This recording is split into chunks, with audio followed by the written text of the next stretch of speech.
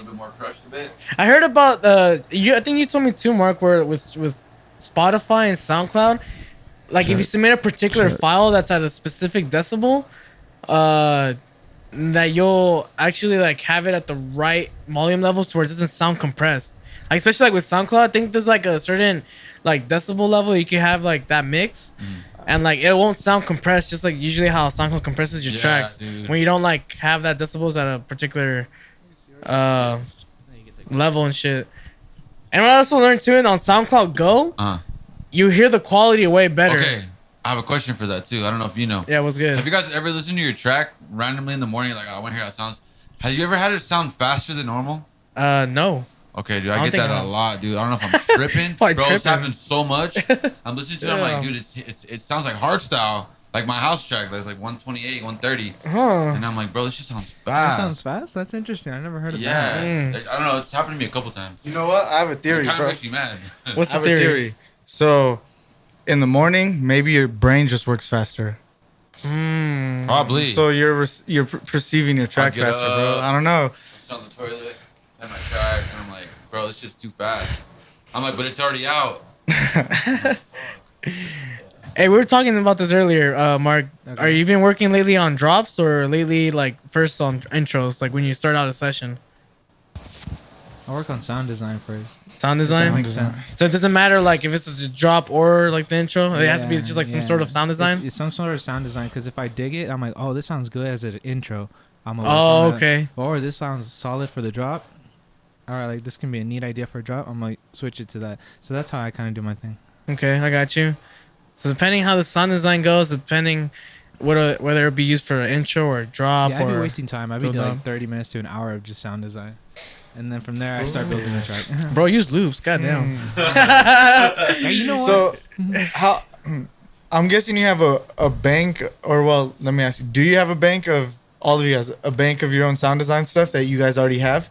Like in Serum, I have a couple things, like a bank of just shit I've made. So I'll go into there and then just start creating from there. Yeah, like, yeah. And not like a long list. I don't consider myself like the craziest sound designer by heart. But I have like maybe like six to 10 like signals that I like work with, and I'm just like, okay, like we're gonna take it this way for this like session, or go into that different other signal, and like we'll take it this way. Yeah, but I'm like by no means a somatics like studio producer, like engineer. I'm not a preset junkie type shit, you know, like even less than that, bro. Like I use straight loops, dog. I have anxiety for taking time to make sounds. I'm like, nah, like I'll tweak it a bit, you know what I'm saying? But I don't get too intricate. I like my shit kind of sort of simple. But I feel like you go for like good listen to feel good music, you know, like sound design per se isn't your niche, you know, right? Yeah. Is that I like to just put sounds together that are like sound nice on their own, and then just I feel it. That's where the beauty comes from. It sounds good. No, but like people that are making sound design, bro, you guys are on another level. Like I can't do it, you know.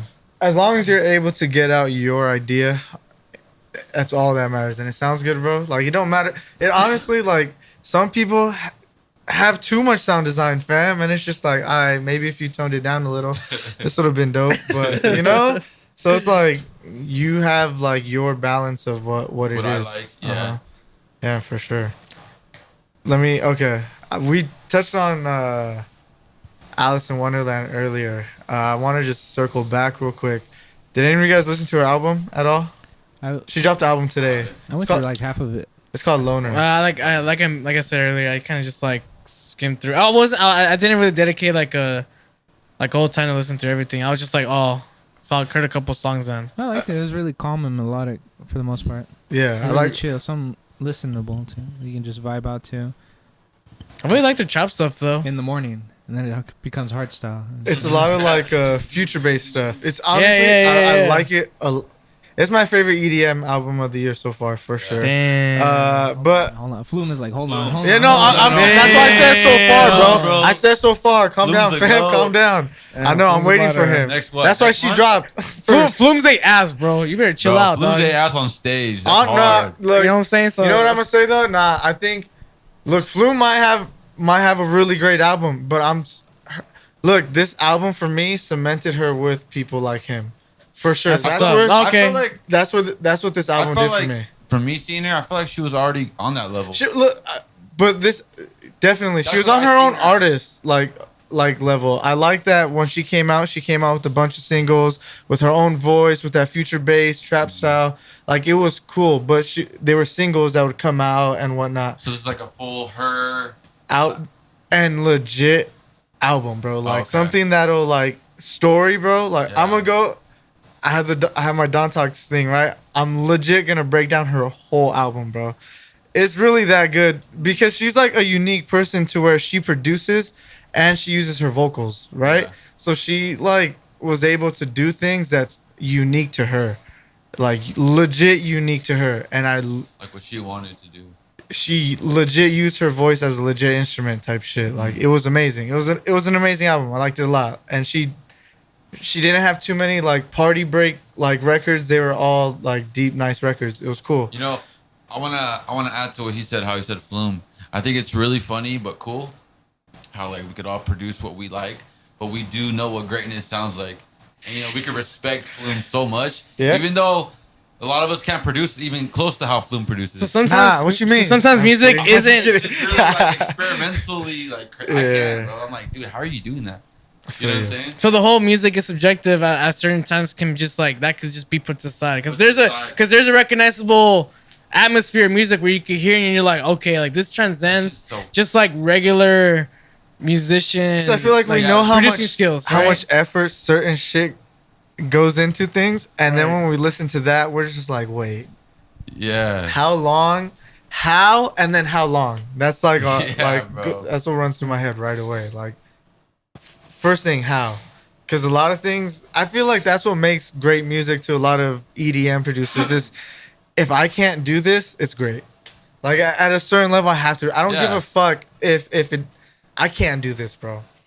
That's what I say. I respect it. It's respectable as hell, bro. Like insane. Like this fool got the lead singer of Gorillaz to sing. Like, bro, what? It's just insane to me. You know what I'm saying? Like, yeah. So I was legit only bringing up Alison Wonderland to ask like, what are you guys' like favorite EDM albums? Period.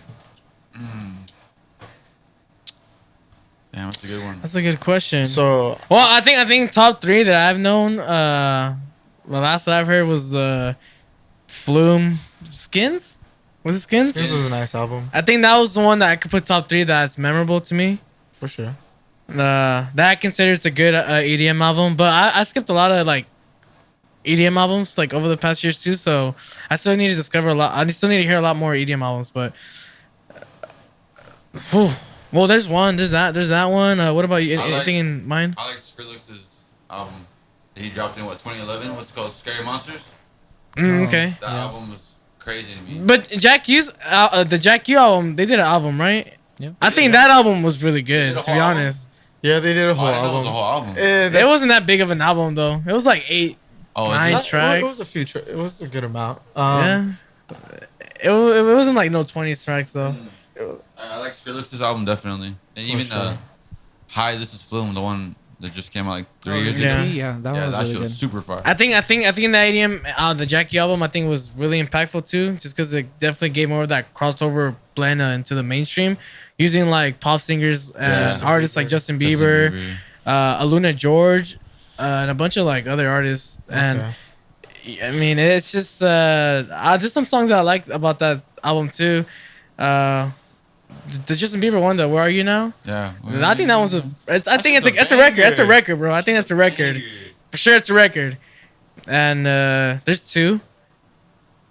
Lack of a Better Name, I think, for me, does it too. Is that how I say it? By deadmau5? deadmau5, yeah. Yeah, OG shit. But that's like, that's like one of the first albums I listened to. That was deadmau5, so. What about you, Mark? Gonna pay respect. I'm interested to hear your albums. EDM albums. Albums out for off the top. I already know the first one you're gonna say. Off the top of my head, Bauer, Planets Oh, Mad. shocking! That's your number one right now. That first pops in your head. That's wild. Was that like early trap? No, that was like two years ago, maybe. Oh, okay. So Bauer's later stuff. Yeah, he was nominated for a Grammy on that record, but K Tronado won that year. Oh. Unfortunately, but yeah. I thought it was a solid album with the video he pushed out as a concise piece to like showcase the work and stuff. I thought it was so good. I think the reason he lost to K Tronada is because K Tronada had so many dope features. He takes more of the hip hop side, right? Yeah, pop, hip hop, R&B side. Yeah, I mean, he has like the Weeknd like support. He has like the all that side. Yeah. Yeah. Who do you think my guess was gonna be? I thought you were gonna say Worlds. Or Robinson. Ooh, damn. Yeah. Actually, real back. Nah, but yeah, low key. I would have thought you would have said that too. Yeah. Worlds. Porter Robinson. I would say that's my second too. Like if I'm thinking. That's what I thought you were gonna say. Oh, but I'm just thinking back to right now. Damn. So So- like, the type of influence it's giving me right now. But Worlds is a good one. One that Worlds is a really good one. impacted me by Porter Robinson. I thought we'd put that as fourth for sure. True. I'd probably put Worlds as my second. My number one is definitely New Gore Order, bro. Hey, Like, I just had okay. to, like it's just Borgore. Yeah. yeah, it was just a great album to listen to. It was very dubsteppy, vocally. He had an R&B dubstep track, bro. Like you can't get more different than that. You know, like I fucked with it heavy. What are some of your guys' favorite artists right now? Like, you guys like digging? Zion-Don's pretty dope. Yeah, I fuck with Martian and heavy. local too. Segera. Hell yeah. Bro, Segera's fucking flight. Hey, they're all local too, bro. So Bro, have you heard of Husky? That was a dick, fool. That was an asshole, bro. Hey, bro, chill the fuck out. Hey, what? Oh, he's your homie or what? Hey, 5 seconds. Nah. Yeah, tough stuff was whack. True. I think Wade. Kyle Walker. Kyle Walker. I've heard a lot of his stuff on Brooklyn Fire. I think. Or am I getting a different person? He's more on. He's like Defected Records. I don't know. There's a lot of artists. What do you think? Who do you like right now? Oh, dude, I'm putting me on the spot like that. Who am I into right now? Fuck, you asked the question. I thought I asked the question. Oh, you did? Oh, I thought Mark asked. I asked the question. Yeah. Imagine. Who am I? That would have been some shit if you did. Oh man, this is kind of hard because I don't really be listening to music like that outside of. So what do you listen to? Like ASMR? Is that what you listen to? A lot of podcasts. Just podcasts. Yeah. Podcasts. Yeah, this podcast is a banger, bro. Yeah, this podcast slaps. It's a tiny meat gang. That's right. Yeah. Well, like when does a podcast slap? Like when's a podcast a banger? Like damn, that was a sick podcast. That was a sick banger. Like if I laughed through it For laughter, had a great constantly, time. bro, yeah, and I'm smiling and like, yeah, like engaged. bro, too. I had a good goofy. time. Yeah, Yeah. got you. Well, no, because there's some serious podcasts, but like I'll be like, like it'll make me react in real time. Like I'll be listening to a podcast, I might feel dumb sometime because like people see me, I'll just start laughing out of nowhere, and I feel like I'm crazy sometimes. But like at the same time, like that's what a podcast is supposed to do, you know, suck you in, make you feel some type of way, react, you know. Yeah. As long as I can get that, I feel like it was a good podcast. I like Not when they fair, make bro. it seem like you're a part of the conversation, almost like they're just casually talking. That's when it's more like comfortable and fluent and cohesive. But I don't know. I just be listening to stuff just for shits and giggles, but nothing like informative, right? Just bullshitting. Yeah. Shits and I'm giggles listening. are informative, fam. Yeah. Come on. True. Yeah, it could be. It might be. You might perceive it as shits and giggles. It's a form of information, Yeah, dog. you're right. True. Just presented in a goofy way. true. Preach it. That's Don't funny. play me, fam. I watch too many podcasts to get caught up in this shit. There you go. Oh, it's funny, dude. Hey, so let's talk about the Lauren show. Michael Sparks. We were all Oh there. my god. Damn, it's already been a week now. It's already been exactly a week since the wow. It was a show. week ago, fam. Friday. Damn, we're Yeah. still gonna get the photos and videos for that. True. I think we're getting them tonight. Yeah, once I need some of those, bro. That Yeah, shit was too true. crazy. $50. Fool. Yeah. Shit was too That's crazy. amazing. Nah, I got you. Yeah. I'll let you guys know when the pictures and videos are all good to go. Yeah, that shit was fun. was Let's talk fire. about it. Michael Sparks did great. First time in Riverside. I don't know if I brought this up in the pod again. I've definitely brought this up between a lot of you guys. When outside artists come play for Riverside, and for this example, Michael Sparks, did they feel some type of way because they're in Riverside? Because like they like hear the word Riverside and they maybe have heard it from like that EDM famous song, Riverside. Riverside, motherfucker. Yeah. Like, Wait, was it you that we were talking about? Like it was Tupac. Like I think it's also like a sample that. From Juice. From the movie Juice, and I feel like when it comes to EDM, like I didn't know that it was sampled from the movie. I only heard it from the sample of Cindy Sampson Riverside. Yeah. So I've wondered if Michael Sparks and any other artists that are not familiar with like the Inland Empire area, if they've ever felt that type of way where it's like, oh shit, like this is the Riverside. Like Cindy Sampson's talking about like motherfucker was good, like Riverside, and I think that shit's wild. Like what's that mindset of the other artists coming in? I've always wondered that because I would feel some type of way if I'm from there. Other side, I'm like, oh damn, I'm coming to that Riverside that people have been like preaching about. I think Segera's not a local, right? Where are you based out of, Segera? I'm based out of here. Let's blow up a SoundCloud real quick. Let's see where he's based off from now. No, but like, so what do you feel? Riverside, how does that make you feel? I'm DJing Riverside. Honestly, I feel like it's the most common city name when I try and say anything from Inland Empire. Word. Because like Inland Empire, Inland Valley, sometimes people are like, oh, what? But if I say Riverside, they're like, oh, I know where that's at. Yeah, it definitely has like some weight to it. Yeah, there's some. Yeah. So when we think of Inland Empire, the first city that pops up, you guys would say it'd be Riverside? I'd say Riverside is probably the most popular out here. It's what's the farthest the IE goes to? Is it like Covina? It's far, bro. No, Covina's already going into OC, right? You mean LA? like going Chino? So it goes all the way down. Yeah, how far does IE go? Is it goes Chino? down to like Vegas almost. Really? Yeah, like. I think it takes San Bernardino. I think it goes to like Barstow. Yeah, oh wow. It's pretty huge. So, it's the biggest. Wow. Is it the biggest county or second? Something like that. It's one of the biggest counties in like the whole country. And no one gives a fuck. Yeah, for real. Real shit. Nah, it's huge. I came across a video on YouTube and they were like, "This is Inland Empire," and if you guys haven't heard of it, it's because no one gives a fuck about that shit. I've seen that. He's like, who the fuck? Like, whenever you guys hear about friends flying into LA, they're not saying, hey, we should go to the Inland Empire.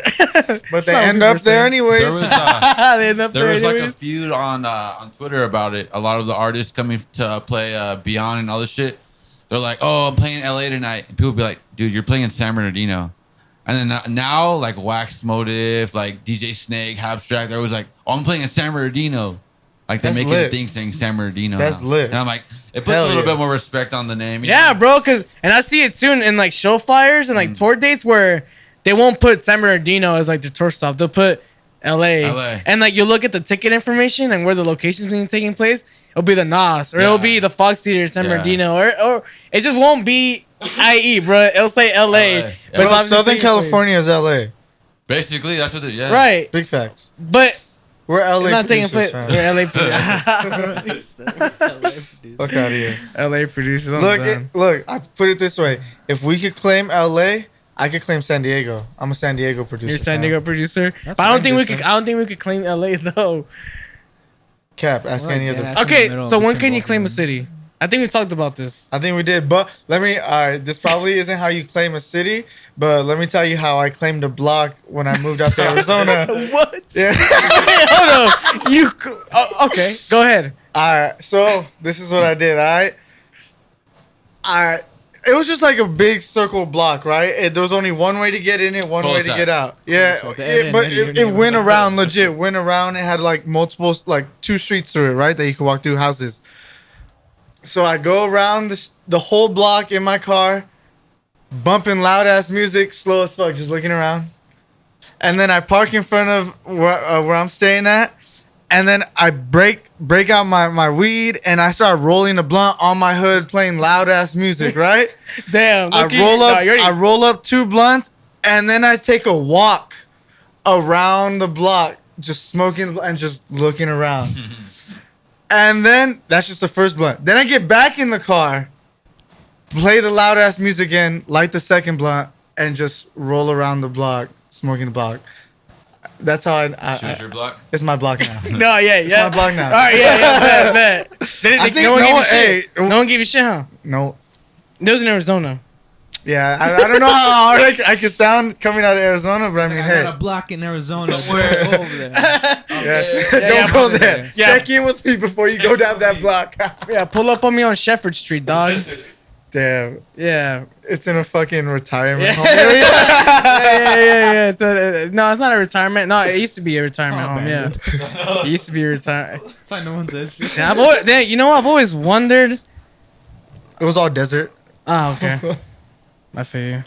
True. Yeah. True. Is it all house music over there in Arizona? I don't know, bro. I have no idea. Well, it's all pop. Like, whatever is mainstream. They have Relentless. It's all club EDM, bro. That is true. It's all club EDM music. Club EDM music?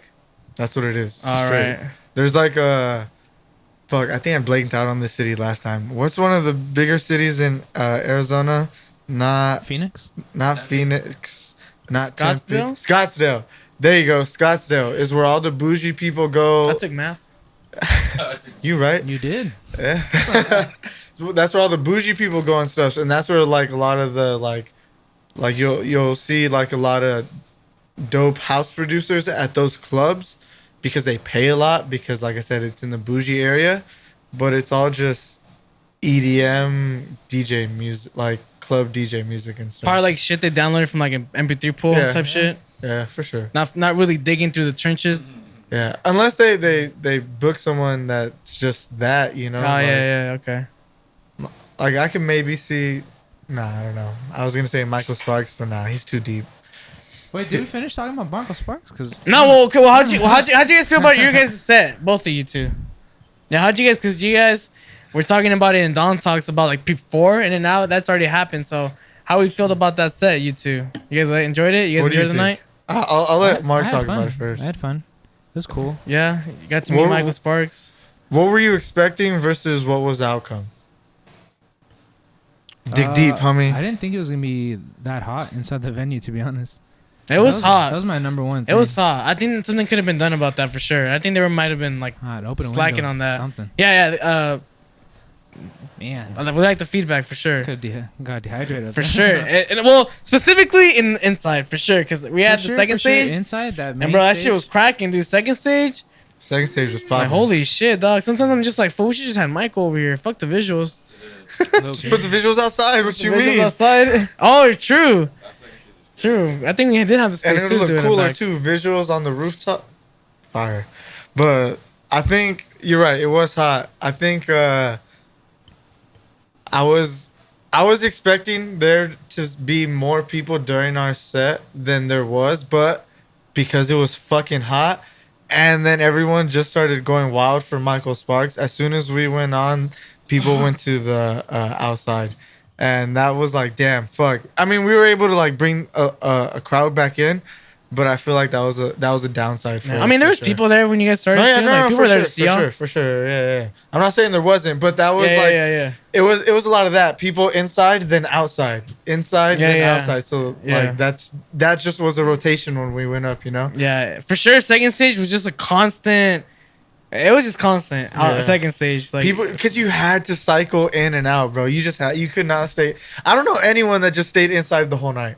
I think everyone. And they look like a mess. Facts, yeah. Nah, definitely gonna. If we ever to do another event there again, for sure, like make it much more cooler inside. If we had fans, or just like maybe get it paid like extra. A big fan would have been dope. Yeah, I agree. Yeah, for sure. What you guys? Well, what more about the venue? You guys didn't like about it? Like about it? What you guys didn't like about it?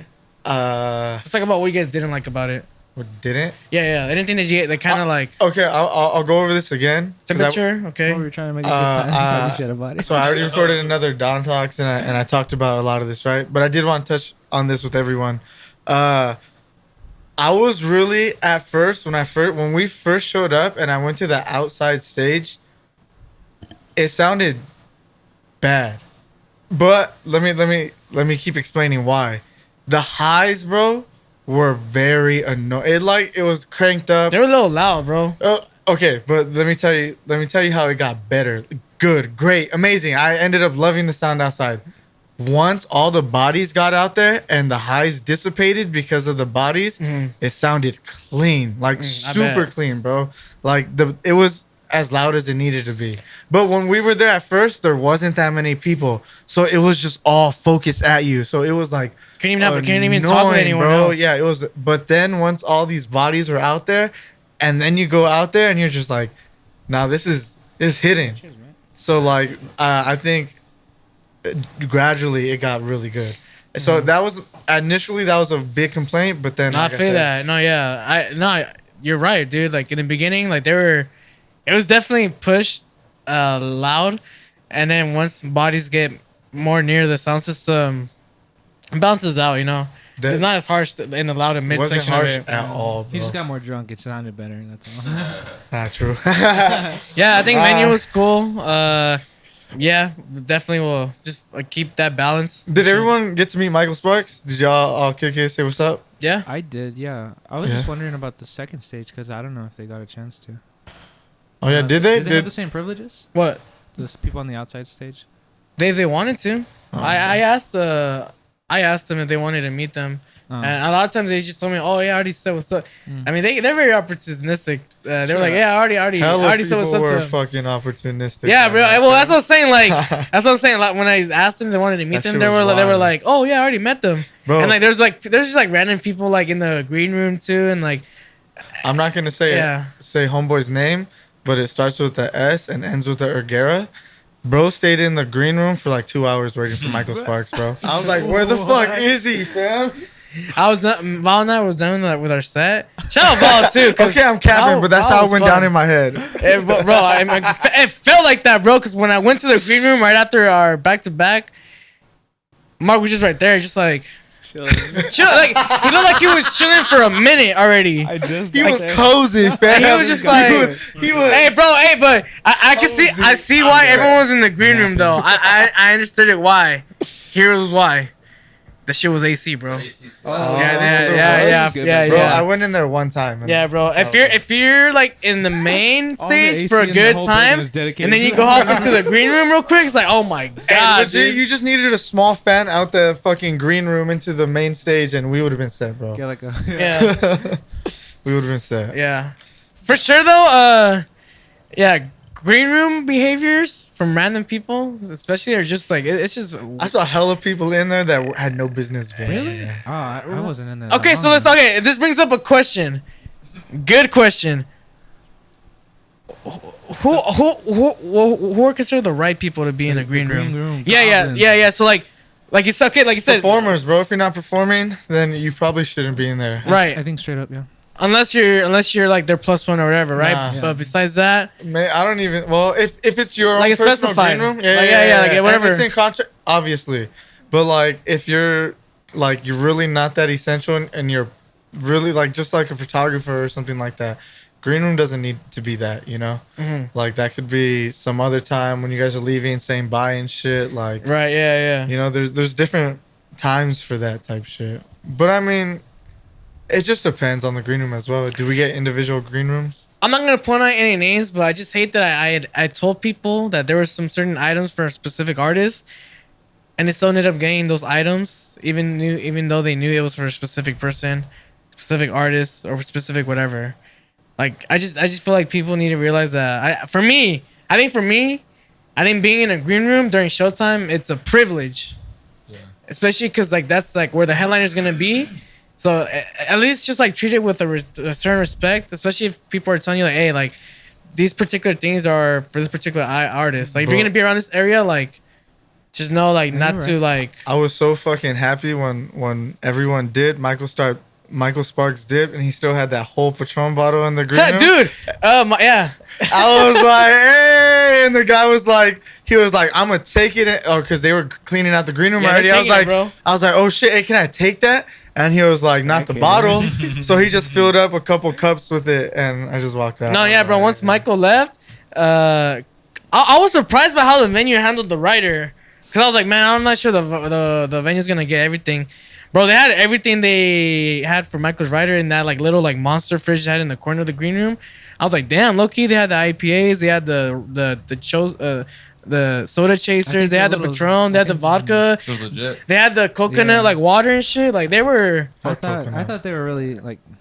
They really made it all nice. It looked cool. Yeah. It was a cool green room. It was good. Yeah, it was cool. Like I would want that if I was coming. I walked in. I was like, that's not for me. I'm not even gonna ask. Yeah. I thought it was, but I'll let people know. I will let people know, like, hey, this is for everyone. But I walked in with Jose. That's when he first brought us in, and I was like, yeah, that's not for us. I'm not even gonna ask. Yeah, but going back to what I was just saying, like there were people that I have mentioned, or people were in the room when I had stated that shit, and like they, like they overstepped that, that line, and just know that like your green room privileges are gone, homie. You know who you are, fam. No more green room for you. I don't care if you on that fucking main stage. No more. Right, if I had been another person, I probably would like the approach to you would have been different maybe, but like I understand, some people are like excited, people are like trying to have fun, trying to party with like the headliner, and it's understandable, but just like keep that in mind, like just imagine if you were a headliner, you were somewhere like that's your green room and you saw someone just taking your stuff, shit that you need to perform, bro. Like now like you found out that people don't. So on that topic, there was someone taking like his stuff.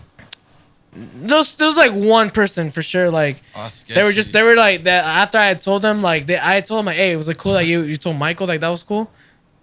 Like as long as Michael said that you were cool to get a drink, like I ain't chilling, cause like that's how I told people. Yeah.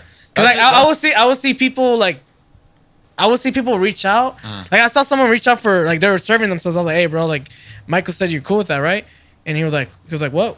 Like, what do you mean? I was like, yeah, Michael Sparks. Like, that's his stuff. Like, he said you were cool with that. He's like, oh, nah, bro, that's for all of us. And I was like, and this person was there in the room when I stated who shit it was, bro. Yeah. So it's like, motherfucker, like. I was gonna say, because like when I was back there, this fool was pouring us all up shots fat. Okay, and like if the artist is around and like distributing, poured me up. That's what's up. Okay. Yeah, I'm not asking. I'm not gonna lie. I'm so pissed because I forgot we had a fucking green room, dog. Because my sisters were there and like, so I was kicking it with them. Oh, I feel that. Yeah. So I went in the green room the first time with you, and then after that, I legit forgot we had a green room, bro. And I never went back there again until we had to perform. And I was like, wait, where's Mark? I was chilling the whole time. And then also too, like there was just like random people, just like doing fuck shit, like in the green room, like restroom, randoms, bro. Oh, I did. I know. I think they're like. I think from what I understood, like when I did my own little research, they were like venue regulars. Like they like know the security and like they think they could like just just go in that green room, go in and whatever, and like I just feel like dude, like I don't know you don't know this like headliner. Maybe like we could like for future maybe have like someone in charge. No, well that's the thing. Like that's they. I think all of us didn't even know who was supposed to be in there. So we were supposed to have someone like guarding that green room. They were understaffed that night. Someone called out, so it was up to now Jose and mine responsibility. And we figured, okay, I think we could do a good job like monitoring. Obviously, no. So like that's just something to keep in mind now for Jose and I. Because you guys are like two people, you have to handle all. Oh, that's something that we just outside too. I remember going outside. After like the first person set, something like that, it went out. I was here. Like if I would have known like beforehand, like we need someone to like monitor that. Like I could have probably have found someone. But I mean, it was your first time with the venue, so I mean, yeah. But that's the thing. Like it was the results were worked out. It was still perfect. I think the venue was cool. We definitely like to have another show. Dope. Like, I like that venue a lot, honestly. Who would you like to have? Who'd you all like to see play there? At that venue? Yeah, like now that you guys been at that venue, like honestly, the sound system potential. Oh, let me give you a really positive that I did like about the main stage. That honestly, I don't know why I like this about it. I like that y'all were able to see my feet and like my whole bottom half of my drip because it was just yeah, bro. I really appreciate. Hey, shout out to Jose though, because me and him were debating like, oh, should we keep it?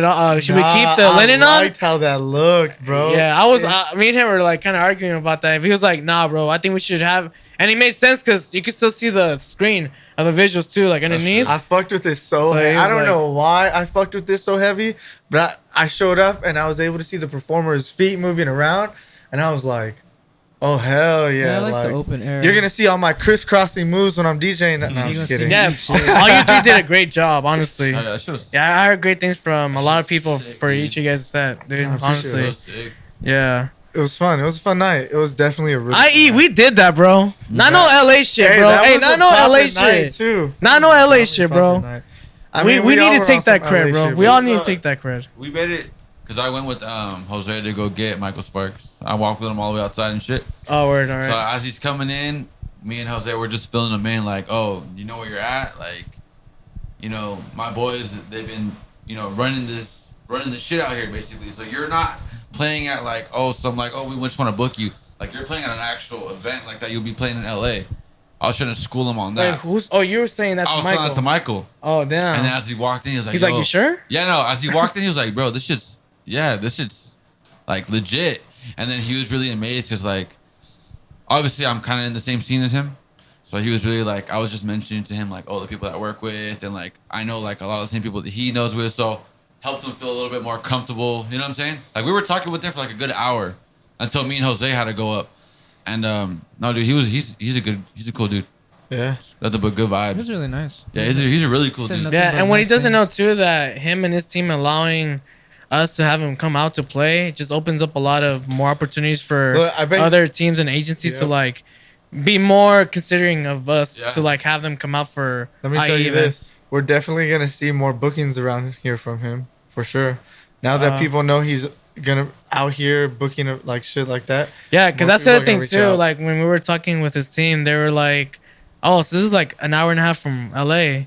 Like that's like Riverside. Like how's like the market out there?" And like a lot of people get very curious like how like EDM shit is like in Riverside. So it was very cool to have Michael Sparks agree to come out and play a show for us in Riverside. And I think it's a win for like culture out here in IE, dude. Just to have a show like that, man, because.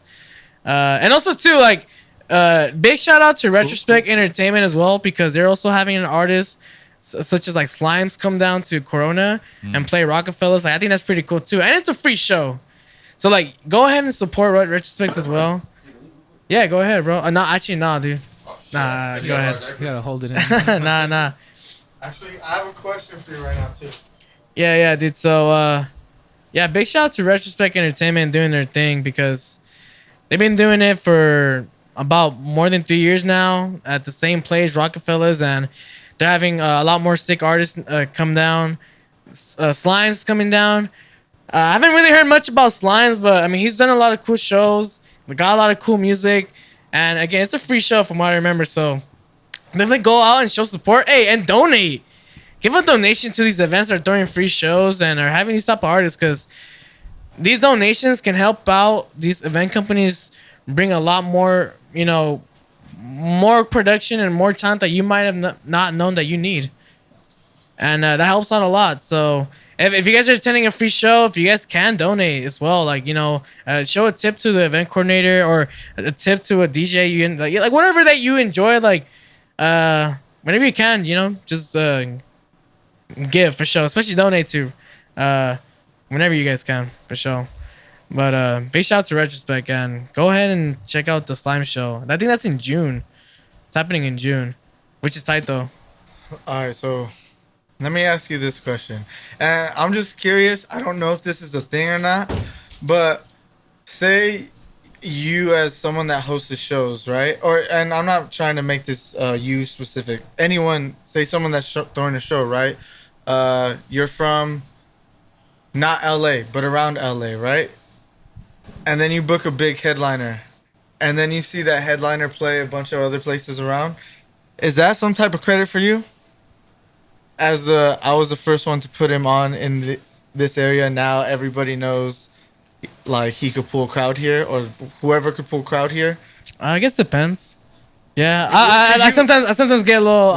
Would you take that as a hell yeah? I was the first one. We were the first people to believe in this guy.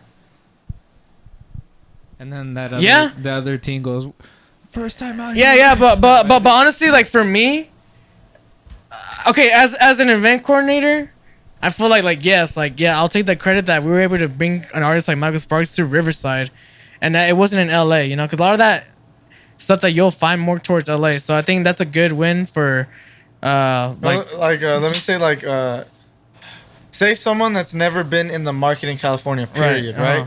Say you're the first one to get them out. To bring. Is that a flex for you? Would you feel like? I'm not saying you specific, but you think that's a flex for people that throw shows? For some people, yeah, I can see why they would see it's a flex. I mean, it's just more so like I'm just grateful they were able to take a chance on an event company in the IE. Oh, that's how you. Yeah, because I don't. For me, in this industry, you still look at the perspective of I'm so grateful to get these these artists, yeah? Yeah, bro. Because to me, look, I get the mentality of like, oh, I got this flex. I hate that a lot of this like mentality is like, oh, a dick swinging. Like, I'm the biggest like event not, like, company. Trying to like, one up anybody. I'm not worried about getting I'm not trying to like find validation as to like, oh yeah, we did it like first. Like, yeah. No, I'm not saying I am. No, I'm not saying flex, validations, but like saying I'm not out there saying that. Oh yeah, we did it first. Like, I'm not really trying to make that the conversation. That's not my focus of that. You know? Yeah, I'm just happy that we were able to bring him out to Riverside, and it's cool that it was us that made that happen. But I don't think I But you don't feel like this. Like, let me ask you, you don't feel the type of way that say, and hasn't happened to you or anything, but say right. like you brought someone out, right? That none of these other clubs were taking bookings for him. Period. Then you're the first one, and then it works, and then you see them book that person. So I will say that's where I'm trying to. So okay, so I will say I did feel that way with OG Nixon. See, and that's exactly what I was trying to think. Like you were the first out here to get OG Nixon, and then you see him start popping, and that's what I'm asking you. Do you feel some type of way about that shit? At that moment, yes, because I was like, oh, okay, like, so this is possible. We're able to do some shit like this. Yeah, we're gonna. See, I want. Yeah. So, that's a flex for you. Yeah. Back then it was for sure. Now I don't see. Okay, back then it was. But now, because I know that it's a possibility, yes, it's that's like what I'm saying. I'm not saying like you guys look at that, but I'm saying do some people like event companies would look at it that way, right? Like, yeah, I was the first one to bring him into this market while everyone was scared, and now like I like say it like this, bro. I was the first one to successfully throw this type of genre. And yeah. So a lot of I see a lot of people on Facebook that I follow, especially like people that throw shows in Colorado, New York. Like they've gambled on like artists that they've contracted to play a show. They throw their artists, and they also throw their own shows, right? So like in the same situation as I am, and they do have like their little like stat posts and their little like rants, like, oh yeah, like we fucking over here in this like little town of blah blah blah, like we brought out Peekaboo, and like we're the first ones to do it. Like this is my event company. Like we're about to keep on bringing more people. They do definitely see that as a flex for sure. A lot of the event promoters, and I get it for sure. And I had that like sense too. You know, when we had OG Nixon Yaks, because for a while, like, you know, it's this stigma of like, I think the IE's not, well, at the time the IE was not there yet, like to do shows for these kinds of artists. But as time has proven that, I guess with the right audience, with the right lineup, like you could have a poppin' show in Riverside specifically. Yeah. Like OG Nixon back-to-back Gex was a great example. Michael Sparks was a great example. We also had Ray Burger come out from Texas. That was a good example too. You guys also had Kapazi. Then she went to play EDC. Played EDC. So it's cool that also all these other artists, they go on and do a lot of other amazing things, bro. Big shows too, and not just the headliners we book. It goes down to like the opening artists, everyone. Like Everyone's Mystic, been a part. Bro. Mystic, who opened up for Uzi. Yeah, bro. Space Shop, Sound Nightclub. Yeah. You recently played All You Can Eat. Yeah, right? 2 days ago or 3 days ago at the Circle, right? Yeah, how was that? She was sick, bro. Yeah, they're good like people. I said, Yeah. Crazy. I mean, I closed the night and I still had a full ass fucking venue, so. That's sick as fuck. You don't really see that too much, you know what I'm saying? Like, people driving all the way to OC, I'm like, oh, all right, after, 1:12, I'm gonna leave. I mean, I'm tired, but no, people are there showing love. I feel Ace people are cool. No, they're super cool, dude. Yeah, I hope we've came across like as love, like, in terms of like the low end fam. Cause I know a lot of people may have a lot of questions as to like, oh, how come like with a lot of other collectives or event companies, it seems like there's like a group of people that are constantly, like, and then with low end, it just seems to be like, Jose and I, right? And I've always just like wondered if people ever felt like some type of way, or how come it's like, oh, it's just like these stupid people to where like, oh, you got All You Can Eat, or you got disco tech gatherings or retrospect. It's like a much more bigger group. I've always want people to know that like people can always come up to like either me or Animal, like whether we're at a low end event, like, definitely say hi, or definitely, like I'm hoping it doesn't come off as like I'm like stand off, or I'm not like trying to like. That's what it feels like, bro. But whatever. No, you don't even say hi to me sometimes. I know, fuck. Nah, but you guys are really growing to be. You guys are already a really respectable group. There you go. The community and the scene. I'm glad. So people, I feel like when people come, they get a little, I guess, nervous. And I want people to know that like there's no, and I also want Retrospekt, Discotheque, anyone that's like local throwing shows that it's all love. So like I guess in a business standpoint of things, I guess we are competitors, right? When we're throwing events, but from like the actual like an artist company, like you know what I'm saying, like it's all love, dude. Like it's never like because I always see a lot of these other like companies always going like, oh, like screw Wasted or screw the fucking team over at Avalon. And I like how we don't really see that a lot in the IE. Like a lot of times it's just always love in IE. I think if the company's just focused on what they're doing and not really tripping too much about what anyone else is doing, I feel like that's good. But sometimes people be tripping on you because you're not on their business. Or you're not wanting to be like minding, or like you're not like supporting them. No, maybe not supporting, but I don't know. I don't know what the words are. Like I don't know. I don't know. Some people just be tripping off of. Like I had some person trip off of me because I didn't listen to their music, and it was like a friend that I've known for years, and I just didn't like listen to his. Yeah, it was all of us. Everyone in this room, Carlos. I don't even know why. Even yourself. Hey, I need to send a track to the email. Hey, let's jump his ass. Stop sending it through Instagram DM. Send the email. Y'all know me, dude. Come on. But yeah. But yeah, it's all been love. Like honestly, like. Whatever rumors are out there, I don't know if there are any, but this is coming from me, from Husky, from Carlos Luce Tempo, from Carlos Lowen. It's all love, dude. Like, cause and I'm glad it's been that way. Like from my experience, cause I never hope to ever come across like, oh, that's that one dude from blah blah blah, or that's that company, or that's that producer, or that's that person, you know. Like I just hope I've always come across as like a cool human being with everyone, and became fair. You are Husky. You are that guy. At the same time, remember that. You're not yeah, that so guy. I hope I've been fair with everyone, and I hope to like keep on. And with Lowen, like it's I like doing Lowen and I like doing Lucid Tempo too, cause I like to. Can I tell you something? I understand like you were like on that little like at the end of the day, bro. A lot of people. If you really think about it, you're not too synonymous with Lowen. I like that Lowen could stand on its own. Without a name, without anybody like attached to it. Lowen is Lowen, bro. You created Lowen, so that name stand on itself. That reputation stands on itself. Whether like you guys are even DJing or not, like I feel like that name already it's cemented, bro. Like you don't even have to like feel some type of way about it no more, because it's like, yo, Lowen, I built it. Like people look at this like that, and you shouldn't like that shouldn't be the forefront of your thinking. But at the end of the day, like it's looked at like that. So now you could be how you want. Like you put in the work to be you, fam. So however you present yourself, don't be sorry if you came off a little. You came off as you, and that's you shouldn't apologize for being you or anything like that. And also to add on to that, I just feel like our earlier conversation. That's who you are. That's who you should be presenting yourself. Yeah, exactly. That you portray yourself, and at the end of the day, you're a good ass person, so it doesn't matter. See, the people that know you and that you surround yourself with are like all the people you give opportunities. They know. Facts. Like I see you and Jose. You guys are genuine people.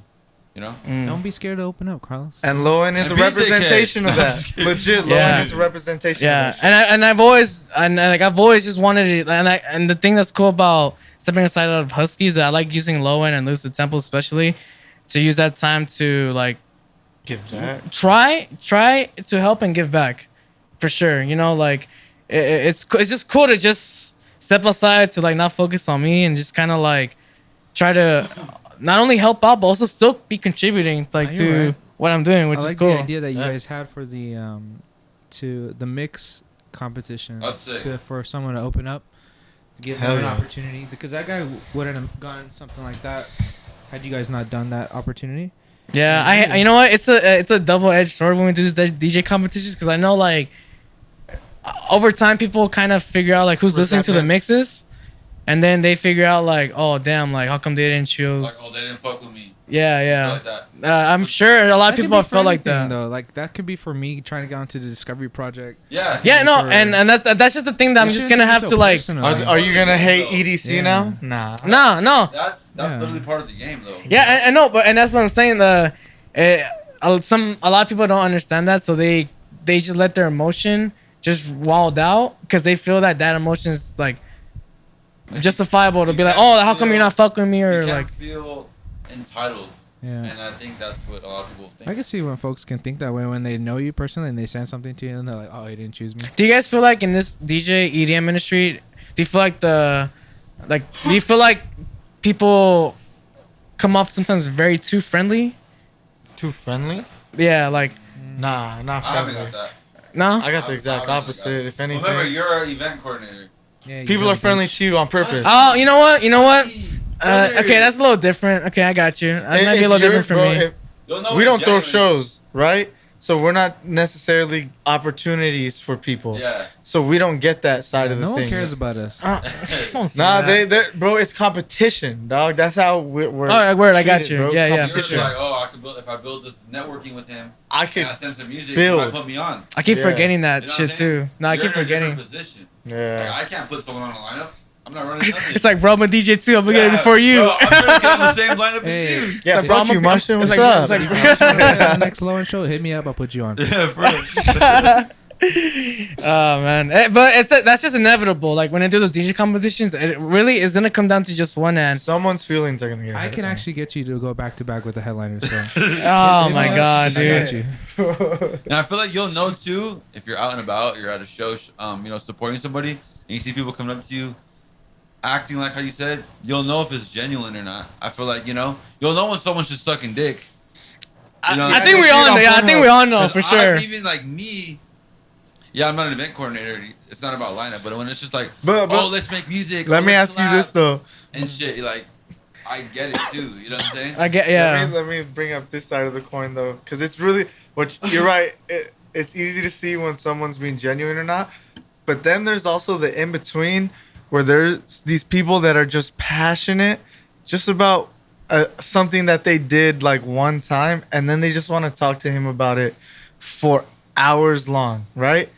And then it's not necessarily sucking dick, but at the same time, they're not looking at him as an opportunity, but they're just really passionate about their shit. So they're That really happens, just too. trying to talk to him about their passion. You feel me? Right. So like, I feel like it's hard for you. You know. But why would they want to tell him so hardcore about that thing? Because they're just like that person, maybe. You think so? Yeah, for sure. Bro, there's people like that. You know that I maybe just- haven't come across those people, but that need to talk to someone. As long as they see them doing this in a light that's like that they're doing it, but a little bit ahead, bro, they're just gonna zone in and just try to get like not opportunistic, but they're gonna just speak passionate. Because at the end of the day, they're not asking him any questions about anything, bro. You just want to see if I'll open up, maybe. They're just like saying shit. Oh yeah, I did this, and like they're not asking information. They're just They're saying flexing themselves? shit. Yeah, they're shooting it's- their own bio in front of you. Yeah, exactly. They're just showing him his bio, and I'm just like, whoa, bro. Like he's in front of you. You could legit ask him questions like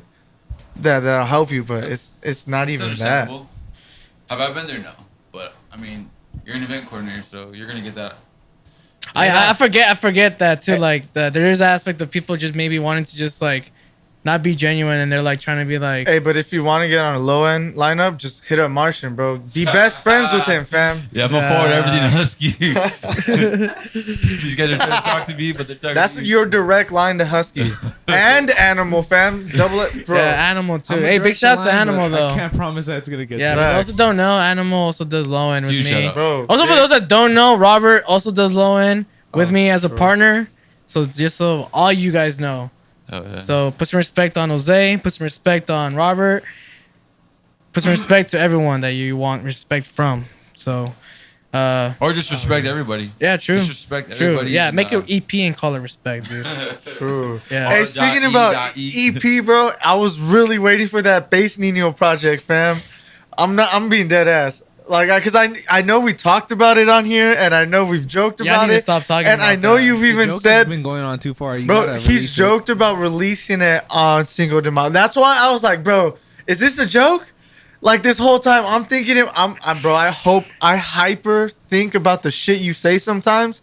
So you always just drop hints, and I'm just like, this would be amazing if you would have just dropped a bass Nino project. I was low-key waiting for it, like in the back of my head. I was like, nah, he ain't gonna do it. You forget he just bullshitting all the time when he gets on this. But podcast. sometimes I be bullshitting and I'll do it.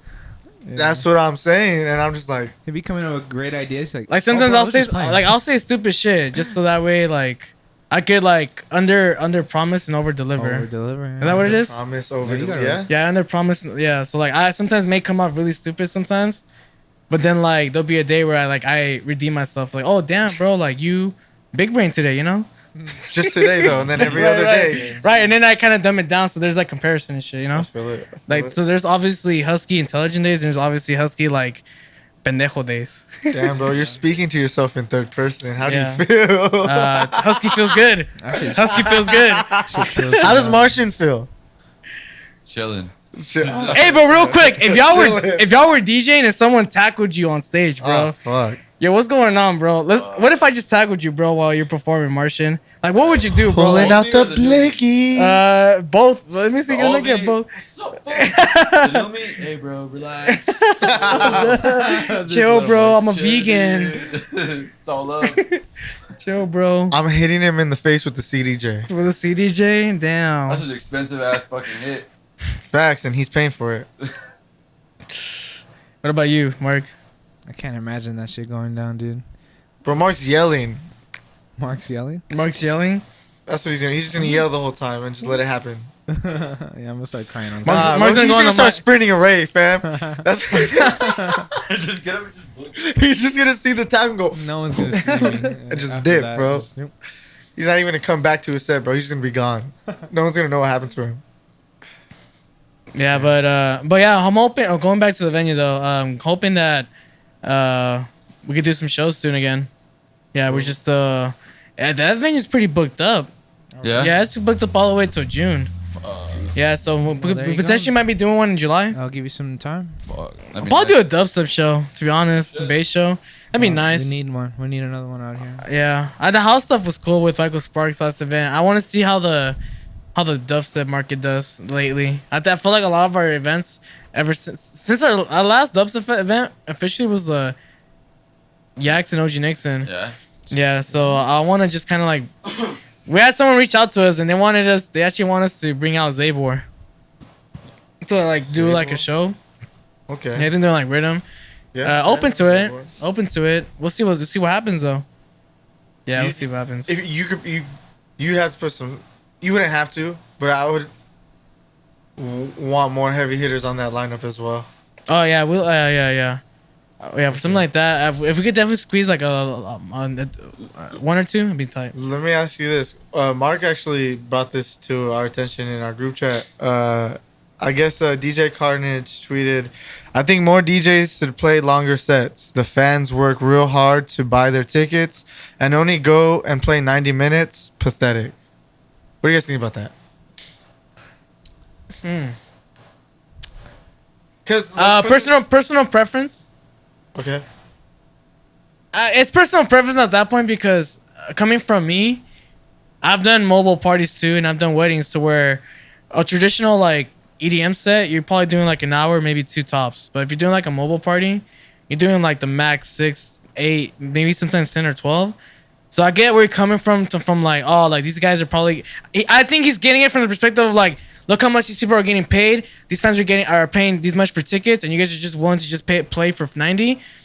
I get that aspect of maybe he's done like longer sets and like he's just like throwing shade at those that not wanting to throw. Who gets 90-minute sets though? Real shit. A couple artists. I don't know. I seen him do like a 10-hour set or like a 12-hour set, right? Like a week ago. Who did that?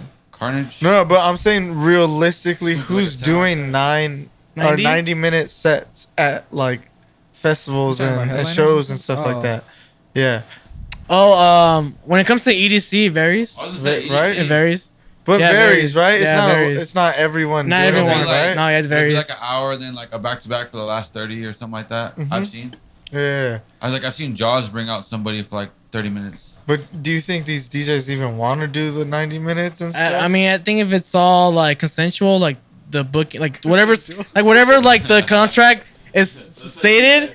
Like if both parties like are cool with it, then if they're there, they agree to something, and I'm assuming an hour's fire. I can see an hour or two. If Carl Cox wants to get booked for a 6-hour set, I'm assuming he agreed to that shit. But look, bro. I don't. Oh yeah, and like he wanted to do it, like in Ibiza or some shit. Let me see. Like you know what I'm saying? Like choose my words wisely.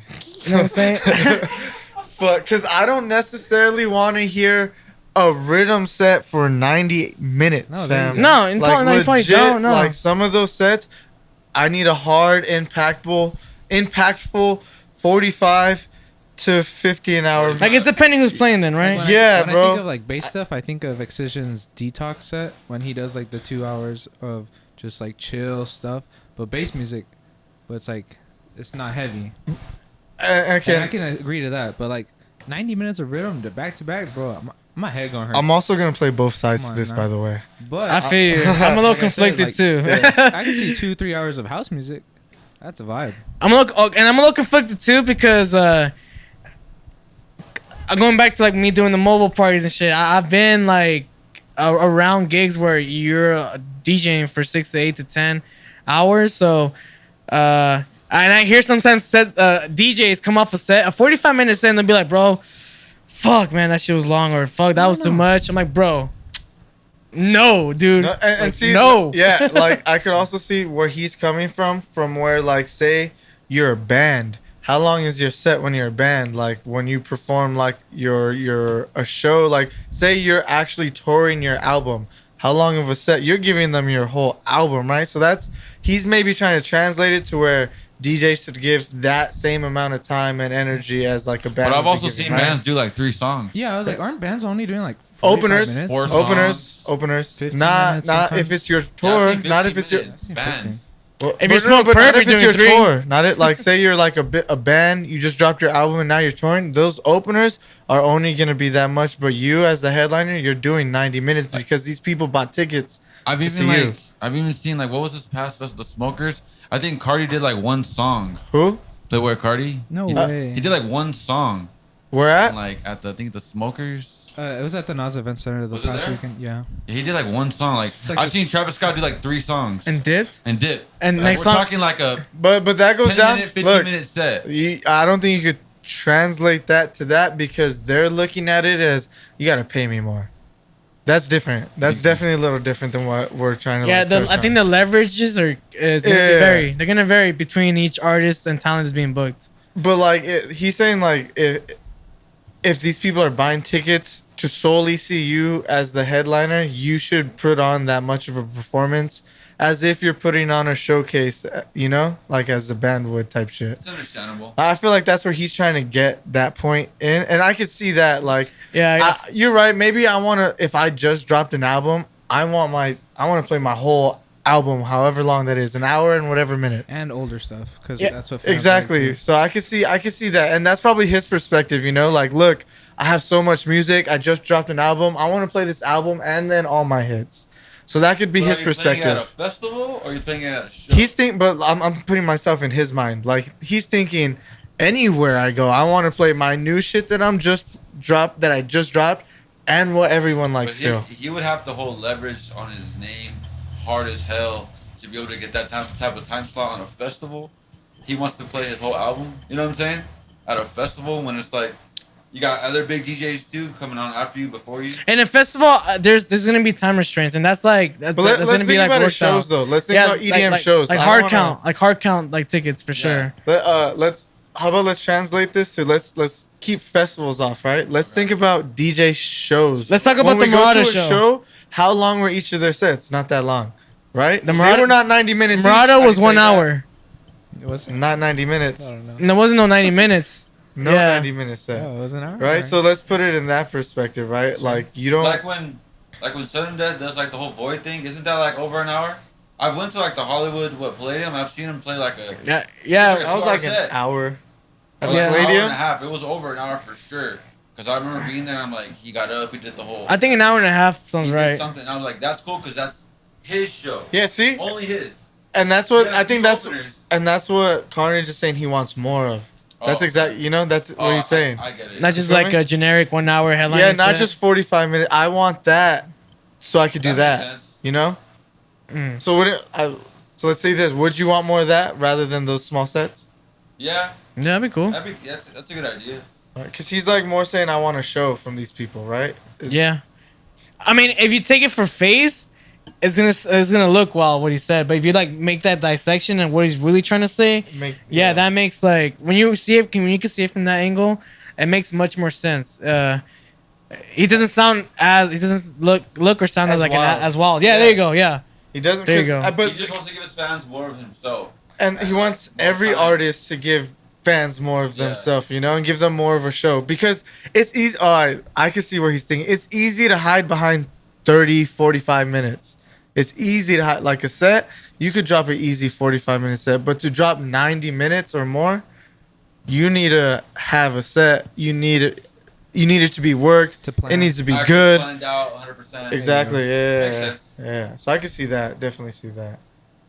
Yeah. See, I don't know. Sometimes it's hard to put myself, for people to put themselves in that type of level because, like, at the end of the day, I don't have that much catalog under me, or even a body of work to say I want to play this and more. You know? That's crazy because I thought about it right now. I was reading Sudden Death's tweets saying that it's mentally draining playing the same set constantly, and he says he's getting tired too, but it's like exhausting. And I'm like, huh? But the people fuck with it. The people fuck with it. You're literally only playing for like an hour and a half a day. Like you do more. You do like you know what I'm saying? Like that's crazy how it's that exhausting on you. But you're doing that for like only an hour. Yeah, only an hour and a half. Maybe not even every day. You know what I'm saying? I think of it in his producer terms because, let alone playing it for folks, him I know for a fact have been listening to that track over and over, months, weeks making it. And then he has to play it again on tour, and then he has to play this whole set. And you're playing it in front of other people too, so you're always mentally thinking like, okay, like should I keep the same set or should I innovate like in the second segment of this like mix or like whatever? Yeah. But we'll get back to this for sure. We're gonna. Ooh, dubstep show.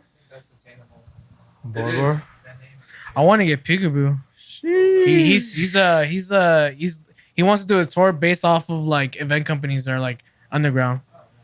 So I think that'd be a good time right now to probably do it. He's probably being very flexible with his booking rate too. I feel like you're talking to him because you know he's listening to the podcast.